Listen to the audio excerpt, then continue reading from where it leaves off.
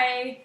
Welcome to our special kitchen tutorial episode for the FMC children's feature on how to make unleavened bread. So I have my daughters with me here today, and we are going to demonstrate how we make unleavened bread. And our recipe is, do you want to read it, Freya? Nice and loud. 1 cup of flour, 1/3 cup of veggie oil, Do you know what that is? 1/8. 1/8 teaspoon of salt, and 1/3 cup of water. That's it. We'll post it right now.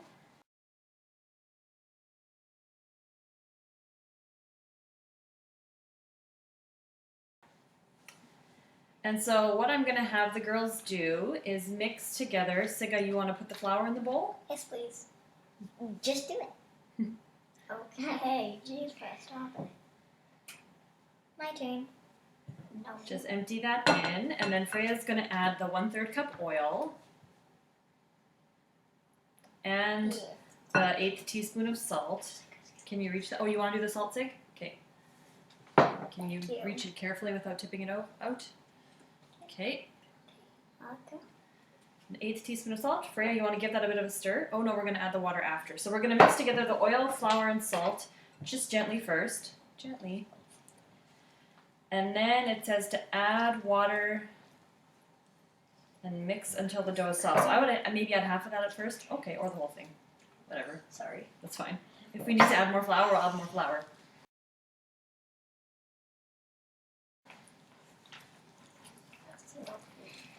Yeah, that sounds kind of weird. Let me know if you want to switch off, if you want to have me stir for a bit, or Siga should stir for a bit. Yeah. You want to stir? Okay, you give her a turn. Okay. Take a turn stirring. And so, do you guys know why we're making unleavened bread? Do you know what we're celebrating or remembering while we do this? No? No. Jesus. Yeah, actually. We are. Yeah, We are making unleavened bread to remember the Last Supper that Jesus shared with his disciples. So when they were gathered in the upper room in Jerusalem together, having their last meal together, they celebrated... Not really their last meal, because God came back to life. We're not there yet. That's on the weekend. Today we're still not at that point in the story. So we're remembering the Passover feast. And so Jesus and his disciples shared bread and wine together. So we're going to make unleavened bread. And then while it's baking, we're going to get a snack ready of grapes and grape juice that you can do at home too if you would like. And then we're going to have a little snack that commemorates Jesus' last meal with his disciples. Yeah. So now we can use your hands if you want. That's the fun part. Yes, I play. Oh. Can I do that too? There's a Play-Doh. Can I do that too? Well, don't do it like that. Right. Okay, here, I'll show you. We'll take a little bit of this flour. Hold on. Yay! I'll mix it in. Me too. You can both have a bit of it to work with on the table. Hang on. Let me Bit of it? split it for you. Yeah, here, I'll give you a working spot. So we'll put a little bit of flour on the table for each of them and give them about half the dough so you can mix it around there. Can we play with it? Well, don't do that. Just Big pat it around. kind of knead it. That means, yeah, pat it. Can I do? And what you're going to do, each of you, is once it's not super soft anymore, I mean it's still soft, but when it's not super sticky anymore, you're going to take this and you're going to break it into 3 pieces. Ooh. Do you know how to do that? Yeah, I know how. They don't have to be even or anything. Because it says Or you can do 4, whatever. So unleavened. unleavened bread. So that just means bread that doesn't have anything in it that makes it rise. That's Passover bread, or even communion bread. That's what our church uses for communion bread. Not this recipe, but... So we're going to make it into little discs like this. And then kind of roll it, and then smush it down into a disc. Why did you do that? I just smushed it down. There. My hand in there, like that? Well, a little bit. It's too bumpy.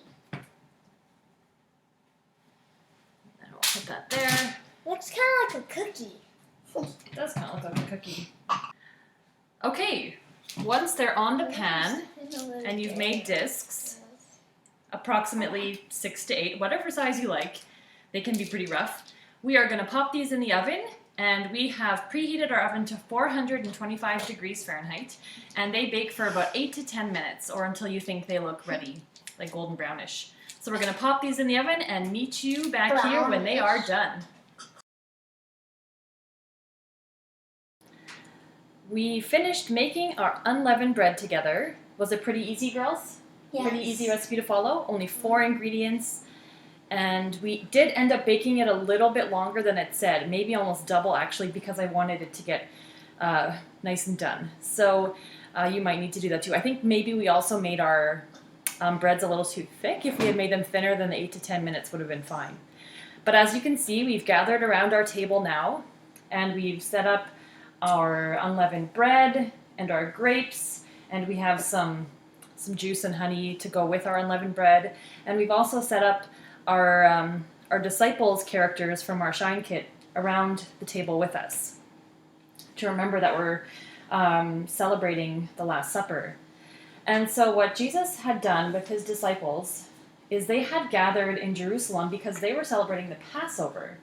And the Passover was a special festivity in the Jewish tradition where every year they came together and celebrated the Passover to remember God freeing them from slavery in Egypt.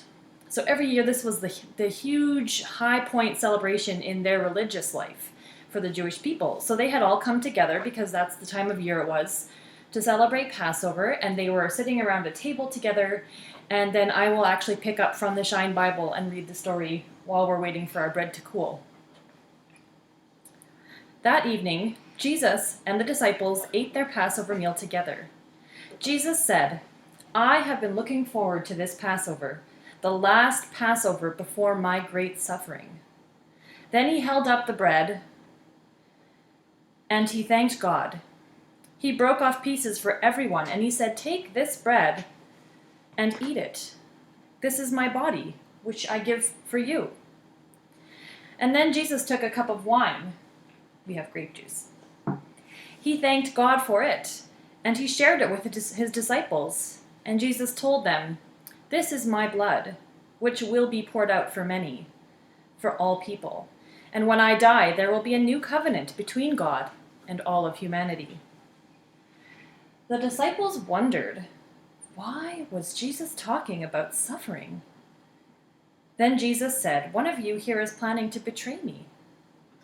All the disciples except for Judas were upset at hearing this. Each one asked him, "Surely, I'm not the one, am I?" Following the Passover tradition, when they finished the meal, they sang a hymn of praise together, and then they went out to the Mount of Olives. So that's the story of the last Passover with Jesus and his disciples. And you can imagine that Jesus was probably shocking them because they were gathered around a table for a big, like a festive occasion. That'd be like getting together for like Christmas, and then Jesus saying to them, "This is going to be our last time eating together." How do you think that made the disciples feel with their good friend? Yeah. So we're going to dig into our little Last Supper celebration commemoration here. But also very happy when he rose from the dead. But you keep jumping ahead to Easter. Right now we're staying with this story. We know that's coming, but Jesus' disciples didn't know that, right? Yeah. They had no idea. They didn't know he was going to die, and they didn't know that wouldn't be the end of him either. So right now we're staying in this moment, in this story, with the Last Supper. And, okay, just hold on. I'll say a prayer to end this time. God of compassion, you entered into our world as a human, taking on suffering and even death. Give us eyes to see the pain that others experience in our world, and help us to be present to the hurts of others, as Jesus was. Amen. All right, let's try our unleavened bread. Yeah, you can pour wine or juice for each other. I can't see. I just want to get some. Okay, you can get the honey first. I don't want to spill on you. Okay. Hopefully I don't get that in my cup next time. Yeah, we're pretending. I'm not pretending. I'm going to actually eat this.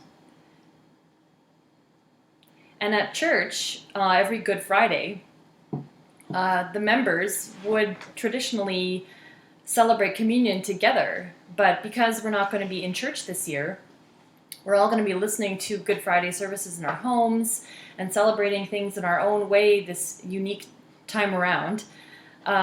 We remember that we can't be together, but we still remember this story.